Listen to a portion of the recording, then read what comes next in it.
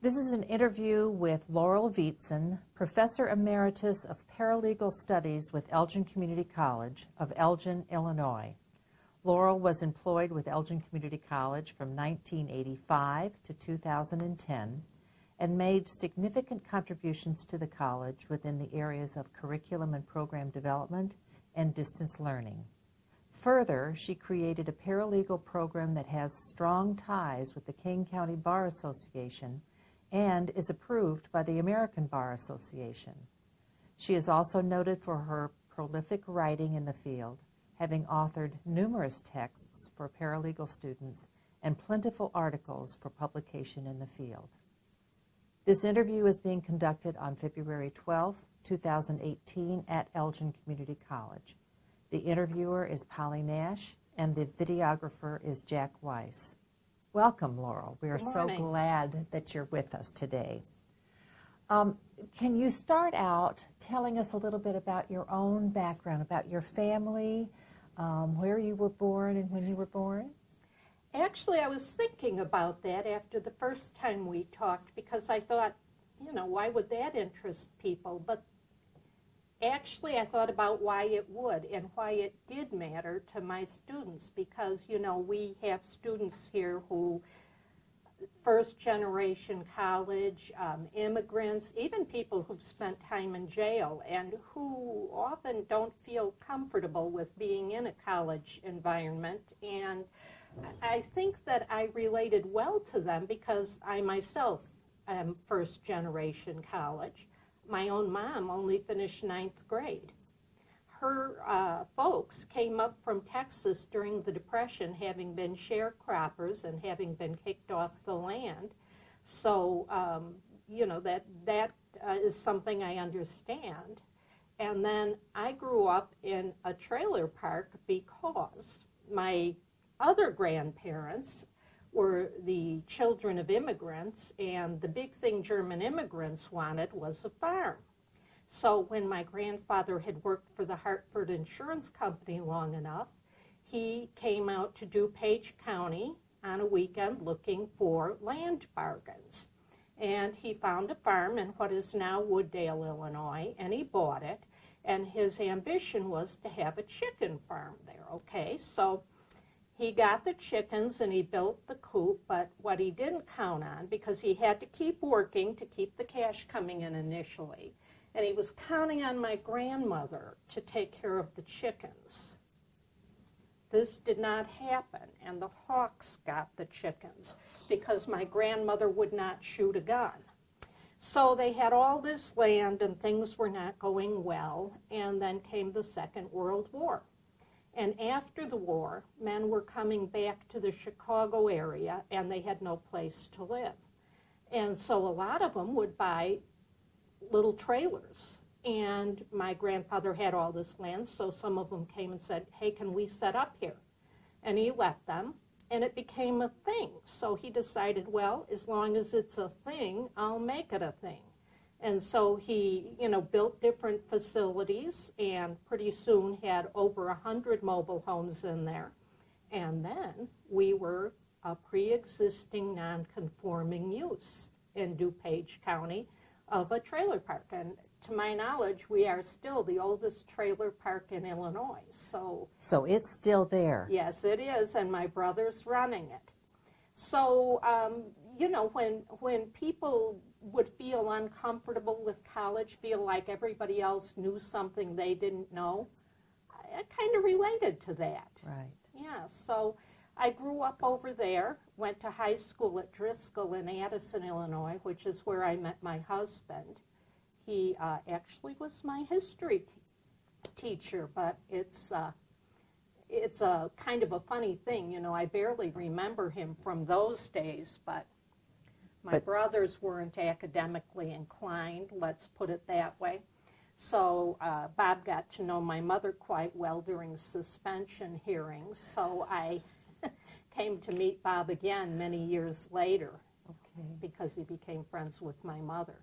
And so you graduated from high school even though your mother hadn't. Right. And so you graduated, and then what did you do, Laurel? I went to Purdue And that was... So that was a big move for you. Yes, that was a big move. My aunt happened to live in Lafayette, Indiana, and so the family decided it was okay for me to go there because there was family in the area. So I went to Purdue, and... Did you always know that you wanted to go on to college? Yeah, I think I did. And did you know what you wanted to be when you grew up? No, and kind of a funny story. I had the second highest math SAT in Illinois, and I got down to Purdue, a big engineering school, and I get to my counselor because, like these students I'm talking about, I didn't know anything about college. And, you know, this man is asking me, what do you want to major in? Major in? Well, he says to me, you should major in writing because that's something your husband will let you do when you get married. And it made sense to me, so I did. And this is what year? When you were a freshman? What, 72?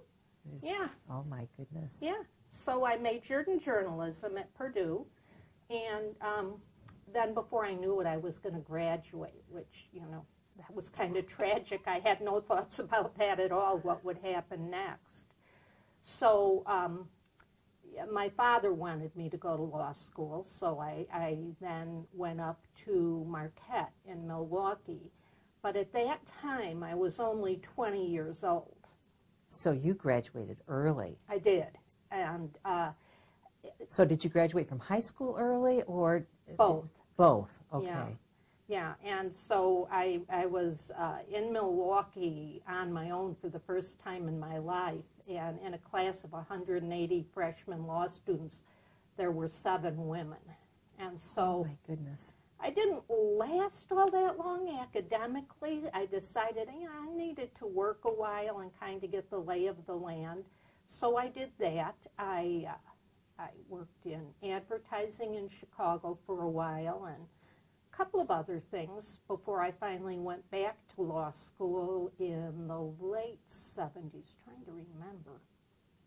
Late 70s anyway. I went to Chicago, Kent. Okay.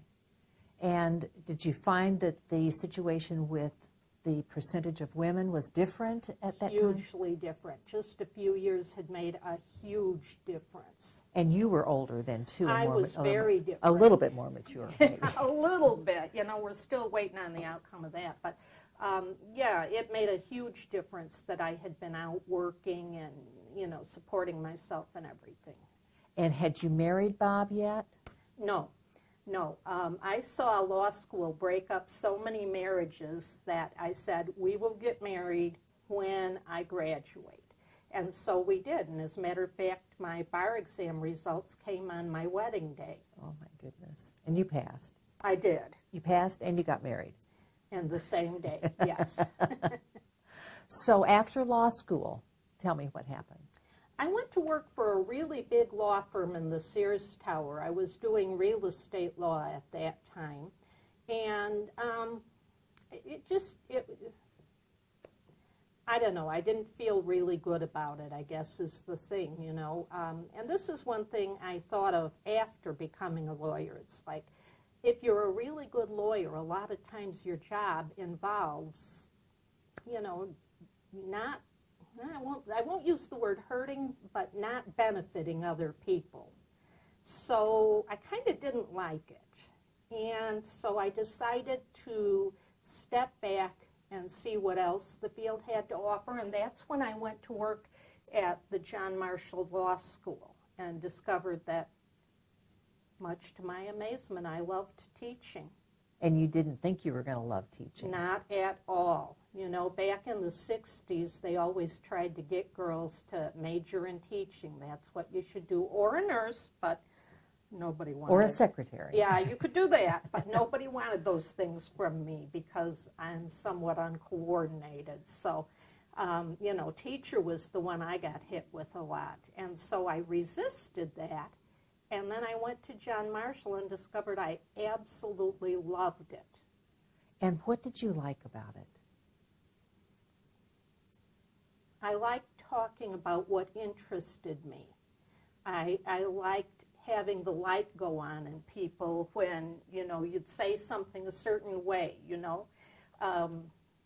You could see that people were confused, and you try to word it a different way, and all of a sudden the light goes on. I just love that. So. And love that trying to figure out what's going to make that light come on. Exactly, exactly. And just interacting with the students every day. And, you know, knowing that you're doing them good, you know. It's the best thing about ECC is that every day I came here and I only did good. I have to say, we never harmed people. Right. And you were teaching law, but were you trying to deal with your earlier perceptions of doing harm and the way you were teaching it to ameliorate that concern? Yeah, I was. The law was changing. And actually, that's how I got into writing, you know. One of the things about the law that was true when I was in law school that was changing was that the law was like a secret society in the past, okay? Just things like when computerized legal research came along, it wasn't just that people couldn't afford it. They wouldn't sell it to anyone who wasn't a lawyer. They wouldn't sell law books to anyone who wasn't a lawyer. And I don't know if you ever have seen any of the old documents, the way they were written, like the party of the third part shall therefore, and wherein and whereunder. And a big part of that was to confuse people so that they wouldn't try to do their own legal work. Well, there was a movement afoot in the early 80s to change all that.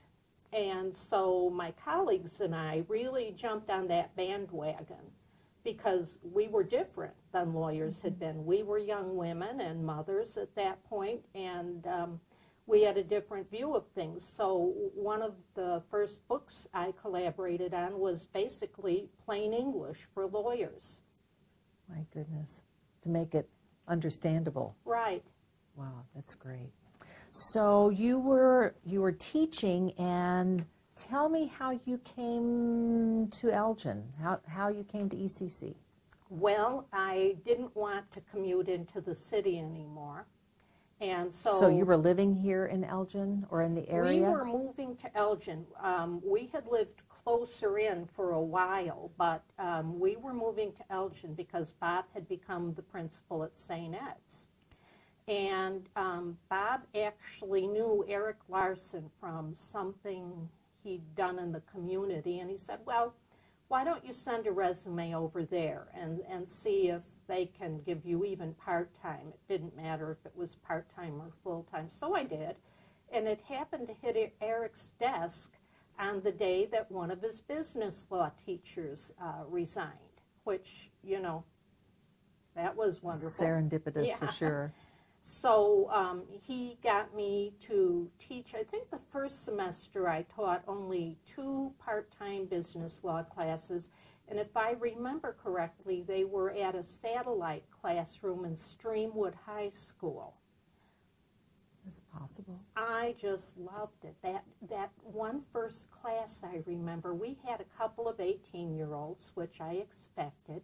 We had a World War II paratrooper who, he followed me through the next 25 years. This guy is so eccentric. We used to call him the Colonel, and anytime he'd get it in class or want to agree with something, he'd yell, "Airborne!" And so I had him, I had an accountant. I had the most interesting people in that class. We had so much fun, and I loved it. I just absolutely loved it. So I thought, I want to work full-time at ECC. But how's that going to happen? Because, you know, certainly they're not going to hire someone to teach business law full-time. So I started thinking about it, and at the time, too, by this time, I had also started teaching at Fountain Square, which, you know, I guess that was the old Sears building. Right. In We had a downtown campus Elgin. at that time called Fountain Square Campus. And there were a couple of other teachers working there, and one of them was Lee Dillenbeck. Now, Lee, he had an interesting background. I think he was a chemical engineer originally, and then when he retired from that, he went into real estate, and he became a teacher, but somewhere along the line, he had earned a paralegal certificate at what is now Loyola. And I think it was back then called Mallinckrodt. But anyway, he had earned this. So he was talking to me about that. And so that became the plan of action. We were going to get a paralegal program at Elgin Community College.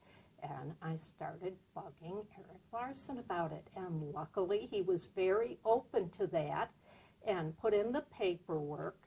And Lee and I worked out some course outlines and things like that, and got the paralegal program approved, I want to say, in '88.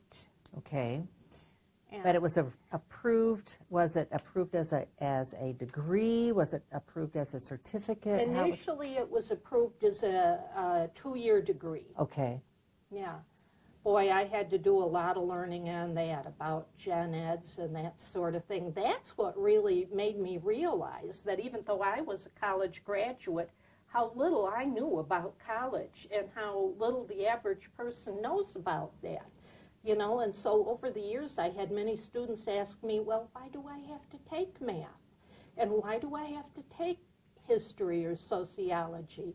And I had to learn all that stuff about what it takes to put together a degree and all. Right. Fascinating stuff, but complicated too. So you and Lee then developed each of the courses that were specific to the paralegal studies, and then identified what ancillary courses, either gen ed or other support courses, that should be in that program. Right.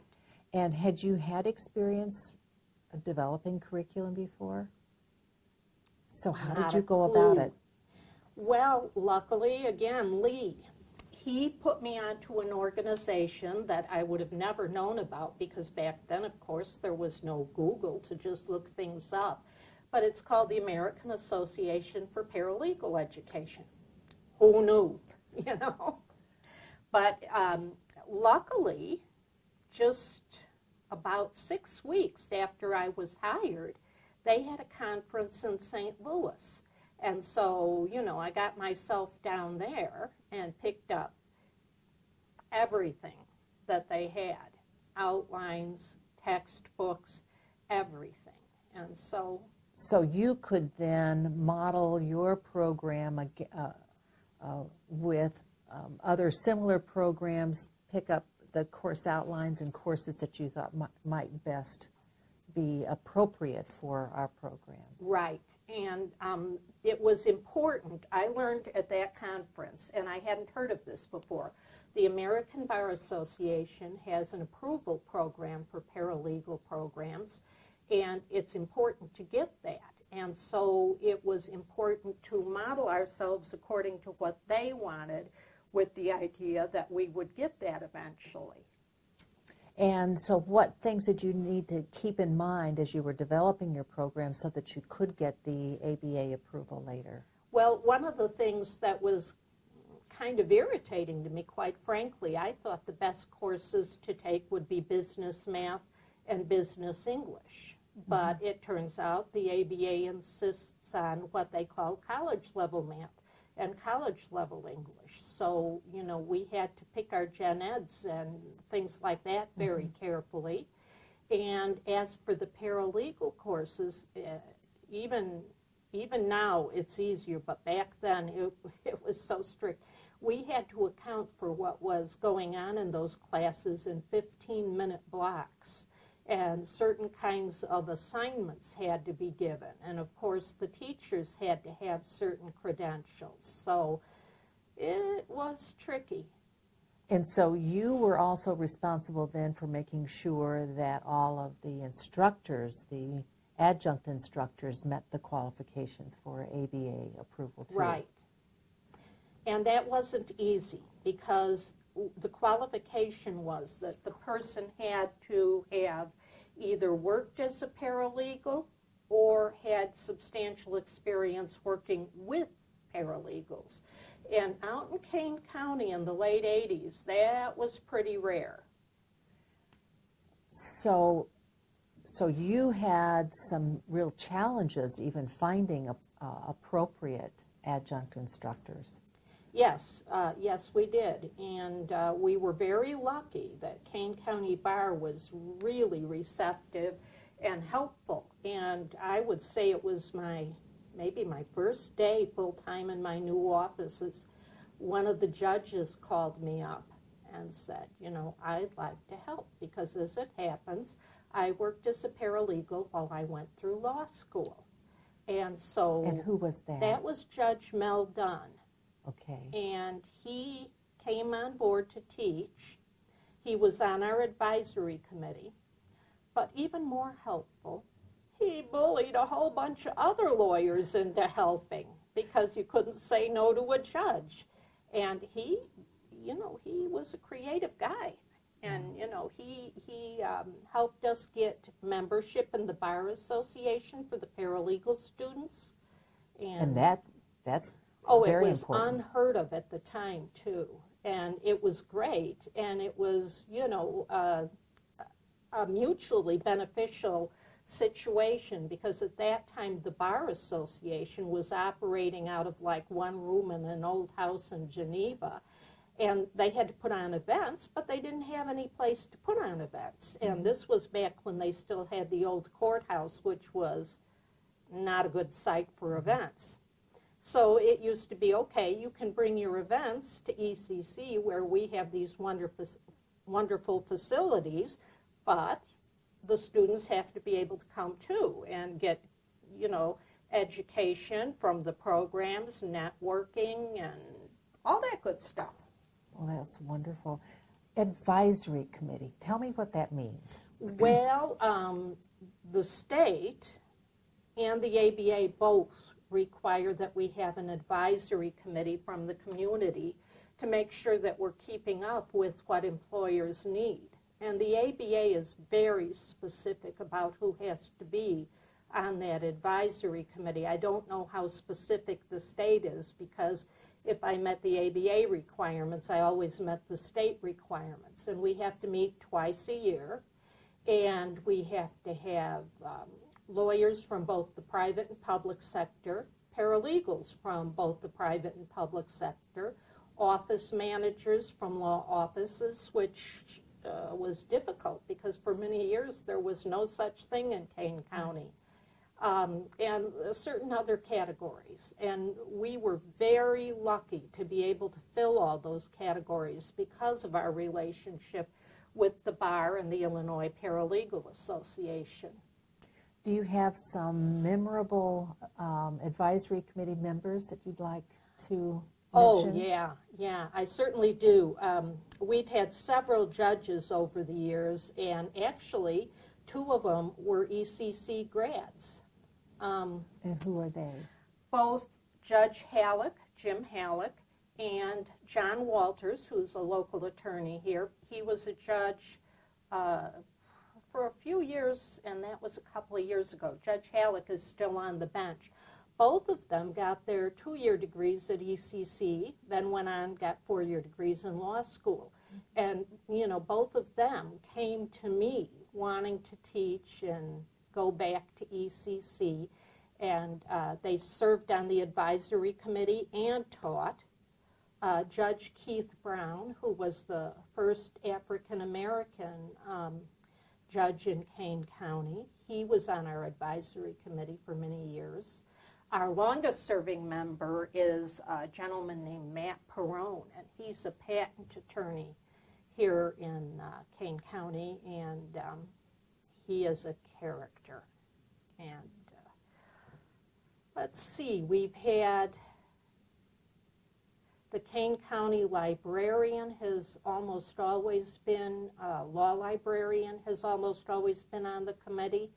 Yeah, we've had some. So you've had a real active and wide-ranging Yeah, and the important thing is that they are active. They do help. I mean, you know, there are certain things that are hard to get people to do, but we had to. For example, we have to take surveys of employers. Well, nobody wants to answer your surveys. So these advisory committee members, mostly judges, Judge Marmory Costelny, she's a hoot, you know. She'd go to the mandatory continuing legal education meetings, and she'd pass out my surveys for me. She's like, yeah, you're going to fill this in now. Okay. So, yeah, with their help, they were not just figureheads, you know. They really helped, and they took on the students in internships, and they mentored people. It's been a wonderful relationship. So there came a time when you understood that you needed something in addition to your degree. Tell me how that happened. Well, it was a real surprise to me, and again, it goes back to how little I knew about college. I thought we were going to get mostly 18, 19-year-olds straight out of high school, but in fact, I think the first survey I did, our average age was 36 among our students, and more than half of them had bachelor's degrees already. So rather than make them go through the whole process of sorting out what they had and didn't have, etc., we created the certificate, and actually a second certificate followed. The certificate for people with a bachelor's degree was, I want to say, initially 24 credits of paralegal classes. Again, it had to comply with the ABA, and so, you know, it couldn't be as short as we maybe would have liked it to be. When the ABA subsequently changed its requirements and made it a little easier, and at that time there was a great demand for paralegals in the medical field, oddly enough. So we created a second certificate for nurse paralegals, for people who had nursing degree, and that was only 18 credits. Now, we didn't get a lot of people in that, but it was very valuable. The people we did get got into some terrific jobs. Interesting. So you kept identifying particular needs and then figured out how to specifically meet them. Yeah. Mm-hmm. One of the things that we understand here, not only is your program approved and your certificates approved by ABA, but you were recognized by the Legal Assistant Today. And can you talk some about that? The award was for innovations, and sometimes innovations happen because they have to happen. The first innovation that had to happen was that Kane County lawyers had to hire paralegals. Very foreign concept back in the late 80s. Now, why was that a foreign concept? Well, two reasons. I think the main reason was that most of the practitioners out here were either alone or maybe had one partner. So these were not big offices, and the money was just not there, they thought. And another thing is that paralegal was relatively new in the legal field in general. I have to say I went through law school without ever hearing of what a paralegal was. My first encounter with a paralegal was my first job in the Sears Tower. Mm-hmm. And only because that was one of the biggest firms in the world did I encounter paralegals there. Most firms didn't have them. So this was still quite a new concept. And so why do you think that paralegals became an important part of a law office? I think that because, well, it's kind of like, you know, in your doctor's office now, I've noticed I rarely see my doctor. I see my nurse practitioner, I see a physician's assistant. Sometimes during the flu season, I think I see the cleaning person. Anyway, the best way to run a law office and make a profit is to have everybody working at their highest potential. And so and I think technology had a lot to do with this. As technology became available, the lawyer working at his or her highest potential left a lot of work down here that didn't have to be done by a lawyer, but couldn't be done by someone, just off the street or a typical clerical worker. They needed more knowledge of the legal field than that. So it became evident that the best way to run a profitable law office was to have this mid-level.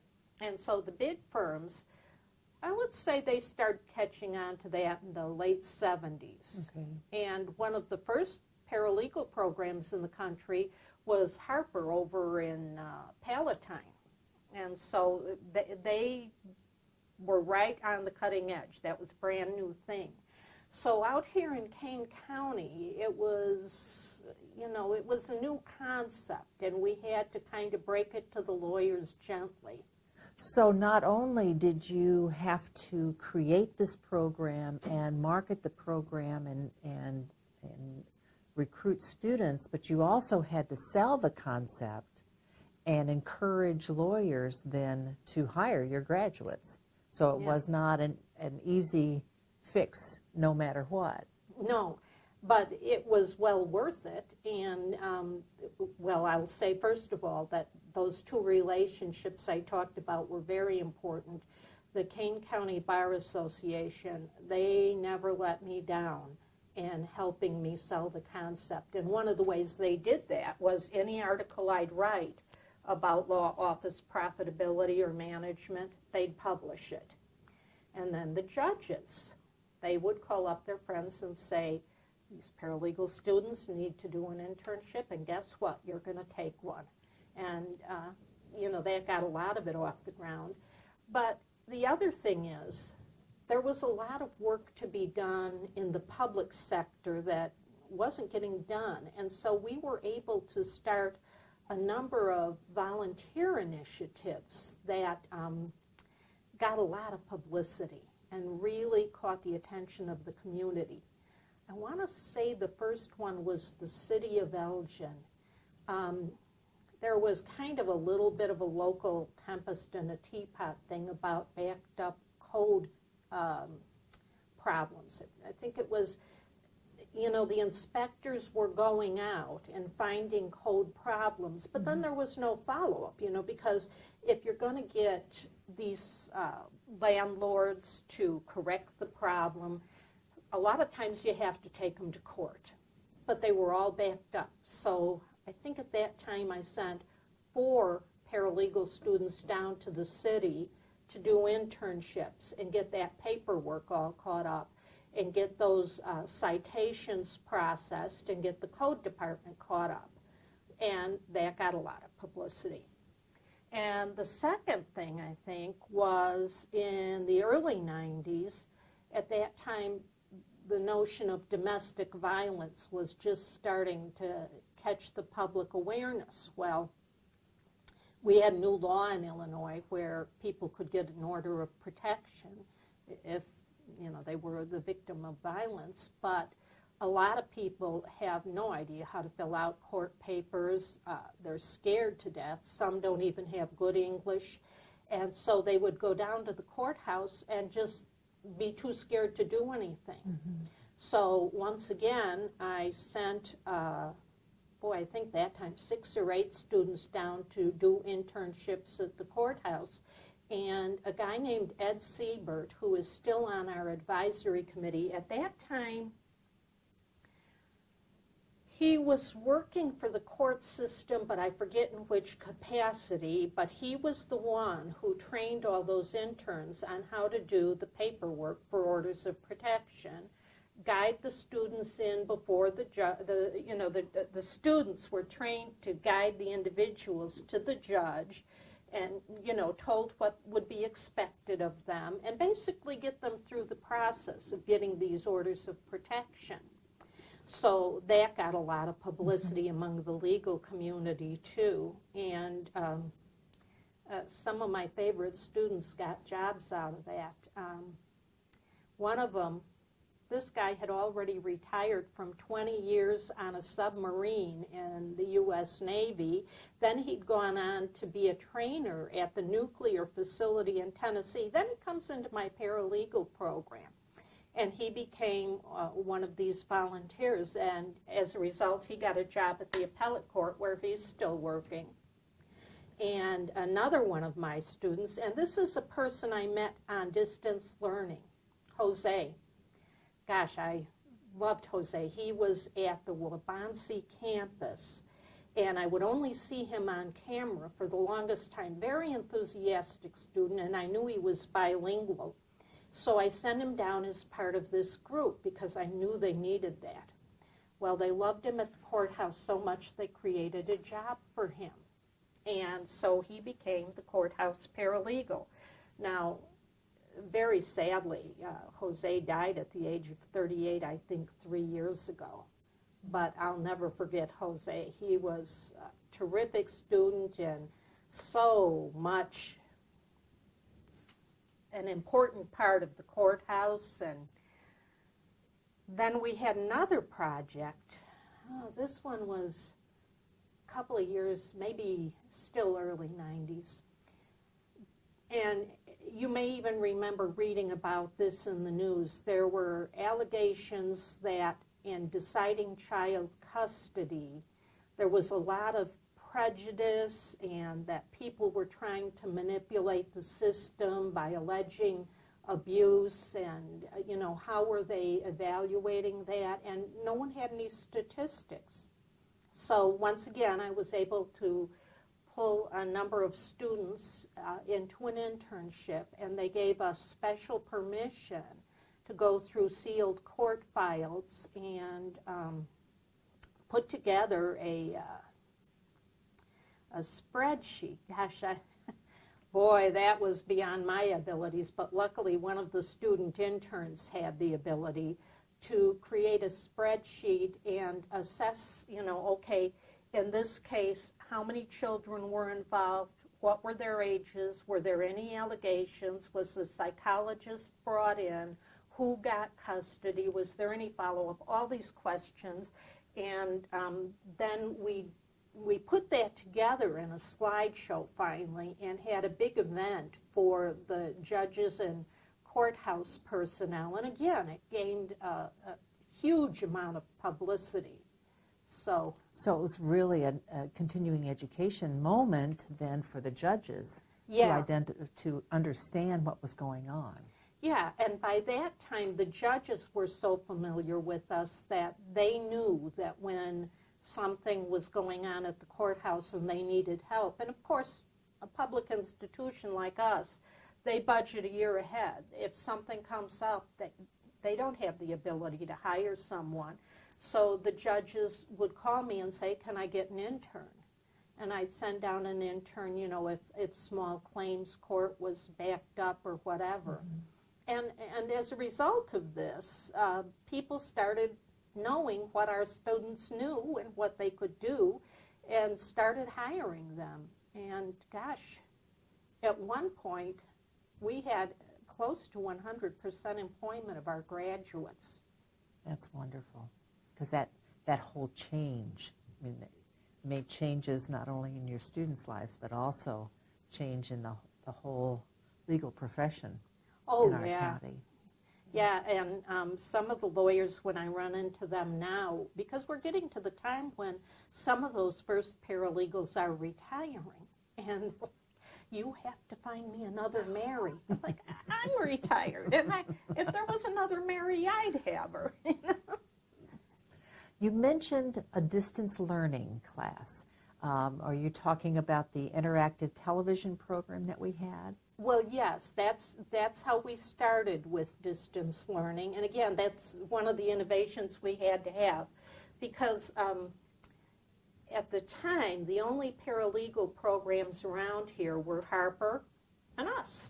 Okay. And so if someone wanted to be in that field and get a legitimate education, they had to drive a long way. And because the degree was so credit heavy, they had to drive a long way for a long time. And it was hard. So in order to get the good students that were at these locations, when the interactive television became available, I decided I'd try it, and I think I was one of the first ones to teach on that system. And we had students at Waubonsee, that's where Jose was, Kishwaukee, and McHenry.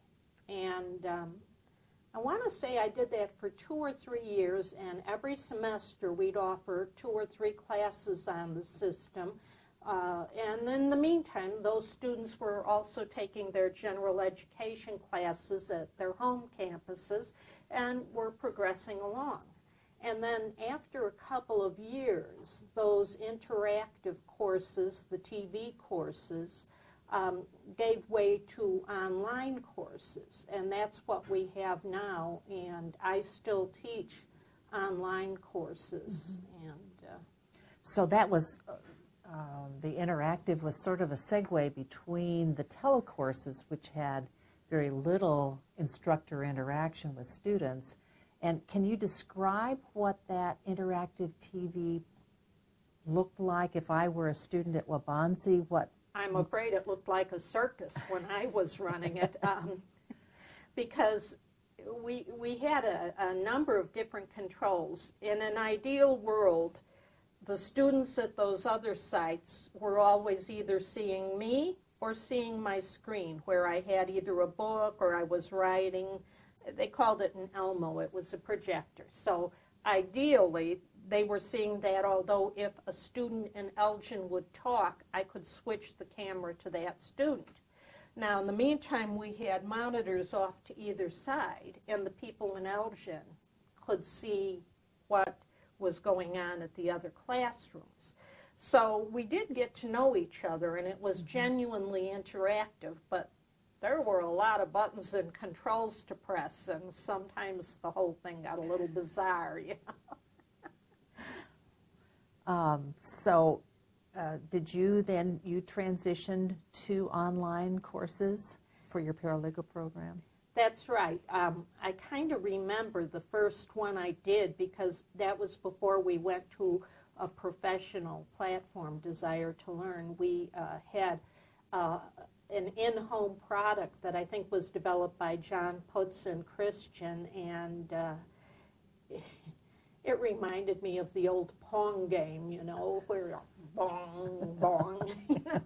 But it worked for the purpose we needed it for at that time, and you know, then it evolved to where we got D2L, and now that kind of distance learning is incredibly sophisticated, and you know, a lot of it includes interaction. We have now, I think it's still in a test run mode, but I'm involved in it, online office hours. It's like a virtual office where, well, it's kind of like interactive TV. I can see them, they can see me, we talk to each other, we can write on a board, that sort of thing, as part of distance learning. Interesting. Did you ever have any challenges maintaining your ABA approval when you use distance learning? Well, the ABA was very worried that it would be like a telecourse, that they would not approve. So when they did site visits, they always had to go into the interactive classroom and talk to the students themselves and see how it worked to make sure it actually was interactive and real time. That was really important, that it be, you know, simultaneous. So how did they accept online learning? Slowly, very slowly. They're finally accepting it now as kind of a wicked stepchild type of a thing. You can have, I think, up to half of your credit online, but you cannot have a fully online paralegal program. And I believe that in their approval of law schools, that's still the rule too. And of course they have a point. It is somewhat difficult to verify student identity, that sort of thing, but we integrated a lot of things into our online courses from the very beginning to make them acceptable. For example, I used to always have a live meeting at the beginning, and this worked quite well when I was full-time because all of the online classes were upper-level classes, so I had already had these students in lower-level classes. We knew each other quite well, so there was a lot of interaction. They had to come to campus to take the test, so we had that back up for verification of identity and that sort of thing. So we managed to get them to accept those from the beginning. Good. May I talk with you about your own writing? I understand that you have written a number of textbooks for the paralegals. Yeah, that was kind of an accident because there weren't a lot of textbooks out there for paralegals, and the ones there were, oddly enough, when I first started, almost all the textbooks that were available were written by a single guy out in California, and it used to be kind of a joke in the industry. Nobody had ever seen this guy, and we all pictured like an Einstein character sitting in a cave in California turning out these textbooks. So a lot of times when I would offer a course, there was not a decent textbook available. And the reason why an existing textbook might not cut it is that law is very different from state to state in a lot of fields. So for example, family law in Illinois, very different than family law in California. So a lot of times we had to have state-specific material. And so really, my writing would start out as putting together course materials for my own students. And then because I had written a book while I was at John Marshall, I was known to one of the big publishers, and so I started foisting manuscripts on them. And how many textbooks did you write? Let's see, at John Marshall, I wrote the legal drafting one, which I think is still in print after almost 30 years. Contract law, environmental law, elder law, law office practice. I think that's all of them. And then you have also written a number of articles. Can you talk with us about that? My articles were mostly for bar association types of publications, and it was to promote the paralegal field and to educate lawyers. You know, like I say, this is not something we talked about in law school, and so a lot of lawyers would have questions about, you know, ethically, what can I let them do? I mean, I can't send them to court, or can I? Or, you know, I can't let them witness a will, or can I? And so it was a lot of educational writing too, and also just kind of analyzing the economics of using a paralegal and how much more efficient it is, especially in light of a couple of major Supreme Court cases that came down right around the time I started this program. And what were those cases? Basically saying that a lawyer who bills for his time in a case bills the other side, fee reversal. And in America, usually, even if you win the case, you pay your own lawyer. So it's kind of like even if you win, you lose. But there are a lot of cases where that's not the case, where if you win, the court can make the loser pay your fees. Okay. Now that puts us in a whole different ballgame. And there was a Supreme Court case, I want to say in '89, that said in one of these fee reversal cases, and I think it was a civil rights case, that the lawyer could include in that bill the hourly rate for his paralegal. Now, not only did that mean that the paralegal became a profit center, but it soon caught on to almost make it mandatory to use a paralegal in those circumstances. Because when you're making somebody else pay the bill, you know, if it's your own client paying the bill, you want to be reasonable because you want repeat business, you want a good reputation, you know. But if it's your enemy paying the bill, there's very little motivation to keep it reasonable. The only motivation is the judge who has to approve that bill. And the judge is much more likely to approve that bill if it's reasonable. And it's much more likely to be reasonable if you're including a paralegal in there at $80 an hour for certain work rather than a lawyer doing the same work for $250. Right. So, but this was not something that most lawyers had heard of. So I had to do a lot of writing to get the word out there. Interesting. Interesting. You were at ECC from 1985 through 2010, and you have talked about teaching at Streamwood High School. You've talked about teaching at Fountain Square, and the word is out on campus that you are one who has had a multitude of different offices. Oh, I wonder if you might share with us. ECC grew so fast over the years I was here, and I always say, you know, I was like one step ahead of the construction, which was kind of unfortunate in a couple of circumstances. Yeah, my first office was at Fountain Square, and I was there, I want to say, 2 years. And then they moved us to main campus, which was really important because, you know, back then we had a physical law library section that the students had to use, so the driving back and forth was not working. And I just want to say, as kind of, you know, back then, electronic legal research was in its infancy. And so we had it, but it wasn't a big deal. We had to have several pairs of books in the library. And back then at ECC, work orders were kind of an unknown quantity too. So we had to put these books in the library.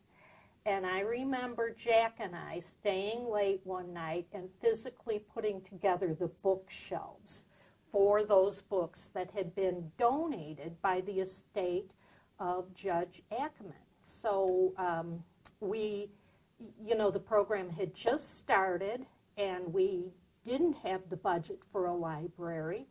Mm-hmm. And luckily this estate donation came in, so the books just came and they had to go somewhere. And then Laurel had to follow the books. So they brought me to main campus. And at the time, we had a mobile unit.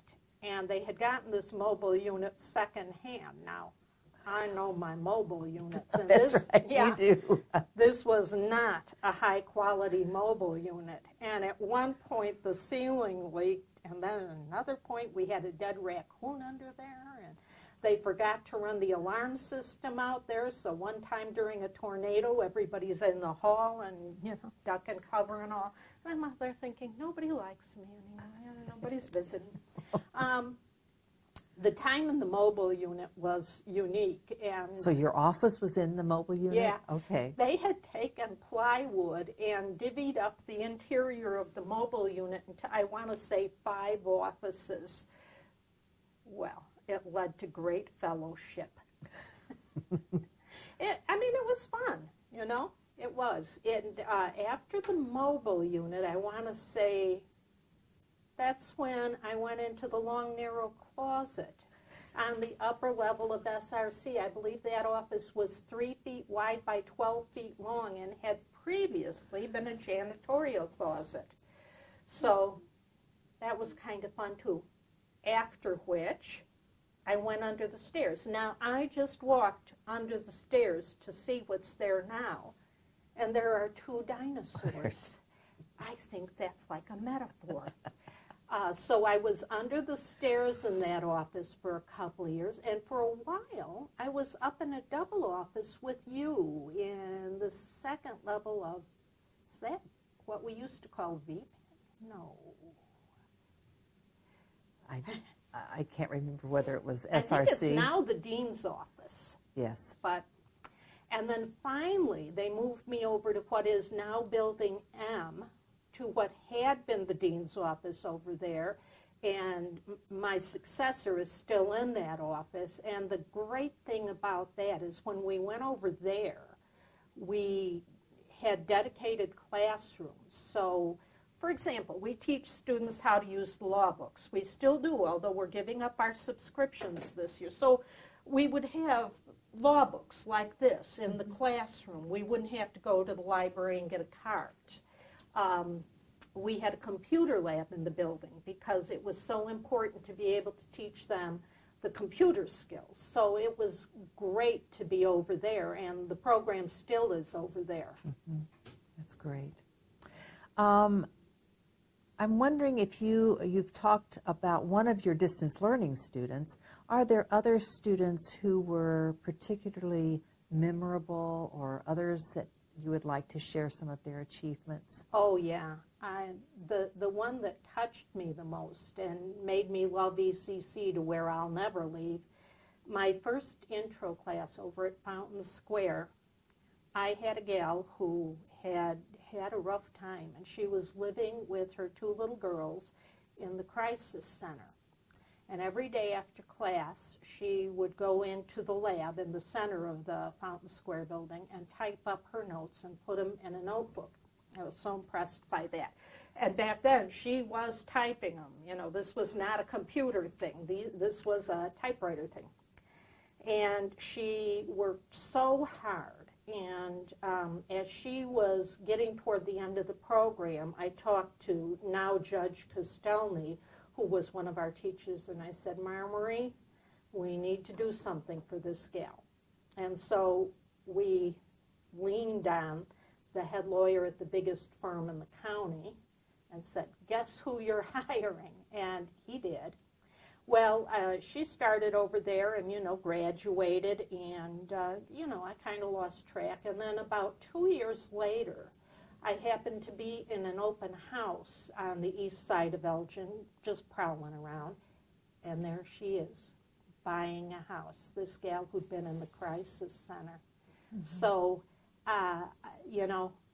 that was wonderful. And we've had many of our graduates go on to law school and become important people in the community. One of our grads became the Kane County Public Guardian for a while. We've had some grads get bizarre jobs, too, that I would have never anticipated. We had one for a long time on the floor of the London Stock Exchange.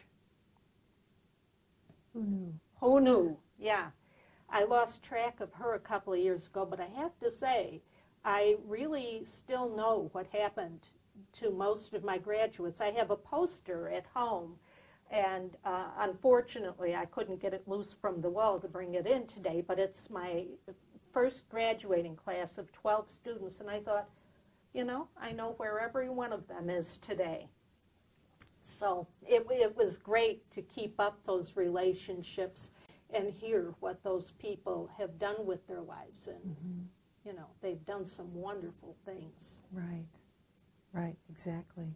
What about your colleagues, people that you worked with? Are there some memorable colleagues that you would like to mention? Well, I've mentioned the ones who were judges. They have been the most colorful and helpful in many ways. And, of course, he's been gone many years now, but Lee Dillenbeck, he was a big part of the program as a promoter, an idea haver, and a genuine cheerleader for everything. So he was terrific. And let's see, who else? A couple of the people who had started out as longtime Elgin legal secretaries, even working back in the 60s as legal secretaries, who had then gone to Harper's program and become paralegals before we started, became very active with us and went on to get advanced education so they could teach here. Most notably, Maureen Kapler. And Lonnie Meekum, who was the city clerk in Elgin for many years. I believe she's retired now. She didn't teach for us, but she was a member of our advisory committee and very active in helping us get placements and all. And let's see, we had a couple of the Elgin city attorneys as teachers. And then, of course, I can't forget the people who worked in our division, but not in the paralegal education. I mean, the office technology teachers have always been so helpful. And just having those colleagues around when I would get stuck, well, I still miss it, you know. If I'm trying to work on some computer program and it's just not working, boy, I miss being able to go into that lab and say, somebody help me.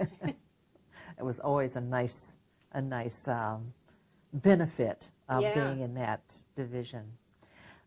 In 2010, you decided to retire. Can you talk about your decision? Well, it was primarily so that my husband and I could travel. He had retired a year earlier, and traveling when you're a teacher, I mean, obviously you can in the summer and all, but the break times happen to be the times when everything is busiest and hottest, and so we wanted to do some extended travel outside those time periods, and our own kids had moved away from this area too, so we knew we'd be spending a lot of time away from Elgin, but I didn't want to leave the college entirely, and so with the exception of a gap that I guess is mandated by law after you retire, I have continued teaching online and being a member of the advisory committee since then. So I feel like I didn't really leave, I just slowed down. Right. So you are still active, not only as a teacher, but you're active as an advisory council member. Yeah. And so what changes have you seen in the program since you retired? Well, the big one, you know, enrollment goes like this, and right now we're at a period of low enrollment. But I have seen that before. I mean, it's different handling it now, but I've seen that before. But the biggest thing is that at the last advisory meeting, we announced that we're getting rid of that collection of books. Not so much getting rid of it, I guess. We're going to keep the ones we have to, you know, kind of like teach them what the Model T looked like. But we're going to all electronic research now. The ABA is allowing it. Wow. That's a big change. That's a huge change. That's a huge change in how we teach, the assignments we give. Also, we're seeing that our graduates are getting hired into virtual positions. And, you know, you have to change your teaching for that, too, because that's a very different dynamic. Interesting. Interesting. What other activities? You said that you've been traveling. Are there any other activities during retirement? Yeah, I actually work full-time. Yeah, because of something I mentioned before.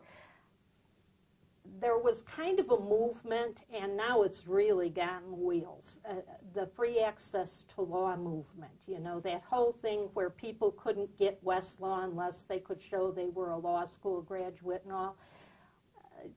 That's really evolved into something where these people I work with believe that anyone who has the smarts to understand law should have access to it. So my boss, Tim Stanley, he started a company called Find Law almost 20 years ago, and Find Law was the first legal free site where at that time it was very simple. The internet was still pretty primitive.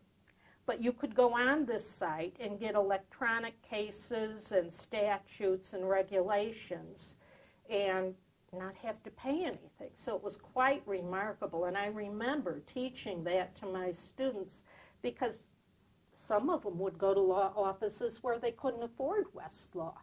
So I remember using Find Law back when it first started. Well, Tim moved on because Find Law was bought out by Westlaw and is no longer free. So he started a new firm called Justia, and now not only can you get free access to the actual cases and statutes and primary law, now he's got a staff of us who write about it and analyze it, and that's what I do. I write summaries of federal court cases, including the U.S. Supreme Court, every day, and they go out in a newsletter, a free subscription to lawyers and other people. So, for example, you might be interested in new law relating to education, and you could subscribe to our education newsletter and just get these short summaries of case law that's unique to education. My goodness. So you've been writing for that. Yeah, I love it. That is great. So you can do that from wherever you are. And pretty much whenever. So, Yeah. you know, it doesn't matter that I'm not working this morning, or even if I choose not to work this afternoon, I can work tonight. It's wonderful. And yes, I've done this job from all over the world. But I also do my ECC online classes from all over the world. One of the funniest things was I was in St. Petersburg in Russia one time, and because Wi-Fi did not exist in the hotel where I was staying, I would go to, I guess it's the equivalent of a 7-Eleven convenience store. And you would rent computer use in 15-minute intervals, and I would log on to my class every day. And so I was going back and forth with a student, and by the way, I had a young man I met in this convenience store, a Russian college student who was learning English, and he wanted to practice, so he helped me use this computer. And so, because it had a Cyrillic keyboard, and he showed me how to get, you know, an alphabet that I recognized. Anyway, I'm going back and forth with this student, and the student says, you know, I'm in your office building, and I thought I'd walk down to see you, but your office is dark. How are you writing to me like this? I'm like, well, it happens I'm in Russia. So, yeah, I've really enjoyed that. That's great. Might we close with any reflections that you have on your career at ECC, your department, or ECC generally? Oh, I have been so lucky to be able to work here. I have just loved it. Like I say, we don't hurt people, we do good. And one of the hard lessons I had to learn early on is you don't always know what people need. You know, I came into it very single-mindedly. I'm going to teach people how to work in a law office. They're going to get jobs in a law office. That isn't always what they need. I came to learn over the years that some people just need to be with people. Sometimes they just need to build their self-confidence. Sometimes they just need to learn something about the law. But whatever it is, we can give it to them. And, I mean, to be well paid and work with friendly people and get to do this, wow. That's wonderful. Well, we thank you, Laurel, from a woman who grew up in a trailer park to become a professor, from a person who had an idea for a program to actually realize it and make it a viable, interesting, important program for the college and our students. And from a person who said, I don't want to go into teaching, to someone who has created aha moments for her students and has changed their lives. Thank you. Well, thank you.